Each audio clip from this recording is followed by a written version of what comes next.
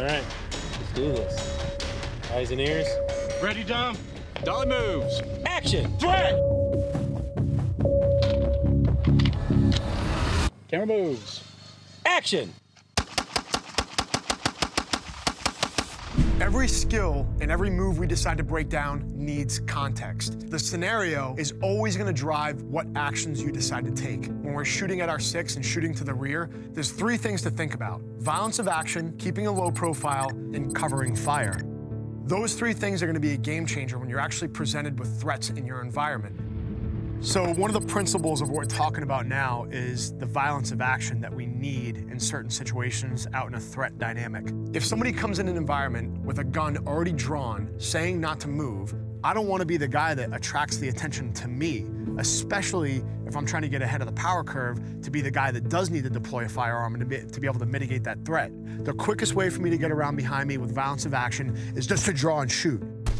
And again, it all comes back to context. We can sit here and what-if things all day, but at the end of the day, what we are focusing on is gaining the advantage by violence of action. If I need to keep a low profile and not draw attention to myself, I want to be as submissive as possible while keeping my situational awareness to the rear. What I don't want to do, because we're all predators, is I don't want to turn my shoulders towards where they are. The depth perception doesn't pick up on that forward and back movement as much as it does if you're moving laterally. They're not going to see this. They see left and right really well, but what we don't see really well is forward and back. And as I'm thinking about these moves, I'm keeping an eye on what's happening with the threat.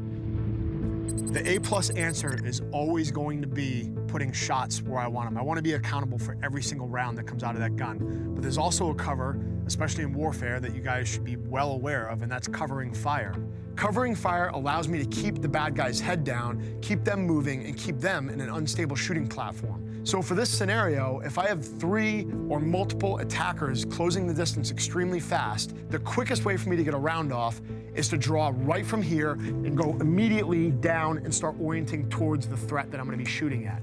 I can tell you right now, threats in that dynamic do not stay still. Once rounds are moving, they're trying to figure out how to shift in their environment. There's never going to be a perfect environment, and it's never going to go exactly the way you think it's going to. That's why we train so much. So think about that context and think about how it adds up to what could happen to you. It's just a principle that you need to understand, is not showing them when you're going to move, keeping a low profile, and having violence of action with covering fire or accurate shots. It all depends on the scenario. Eyes and ears. Okay. All good. Ready. Camera rolls. Camera moves. Action! To be able to break moves down in high-speed film at 1,000 frames per second is extremely valuable. We're going to break these details down one by one. First and foremost, no matter what you're doing in any environment, prepping your mind and programming to be able to think the right way and having a good mindset is key. I'm thinking about those 3 things: keeping a low profile, having violence of action, and speed. The first physical motion that I'm making is using my peripheral vision to identify target proximity and location. The next thing that I'm going to do is thinking through where my hands are placed depending on the situation. I need to be thinking about mental reps of what my hands are going to do to access my pistol. The next thing that I'm doing is two-hand material manipulation to clear my shirt out of the way in order to access my pistol with a master grip. I want the web of my hand as high up on the pistol as I can possibly get it.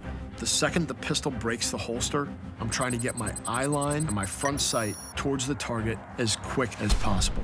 Once I start my upward draw, I'm already prepping my left hand to come in and support my dominant hand. As I prep my lead hand, I'm using my index finger on my left hand to reference the trigger well to get a two-handed grip.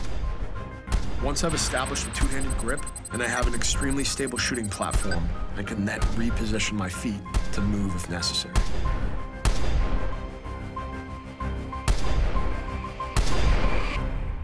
All right, guys, wrapping up the debrief for this. Obviously, high-speed video and slow-motion video adds a huge amount of value to our training, and you don't need a phantom camera to do it. I use my iPhone all the time to break down moves and train and debrief myself. So what can you guys do at home? One of the main things is you don't need to get to the range to get good training in and get good reps in. You can go get a blue gun for 80 bucks online and use this anywhere that you go. Practice good reps. Remember, perfect practice makes perfect. Breaking this down in slow motion brought out a lot of details. Remember, there's a lot more going on than meets the eye, especially when you start training. Get good reps in, build good motor memory, and we'll see you guys the next time we break down the next move.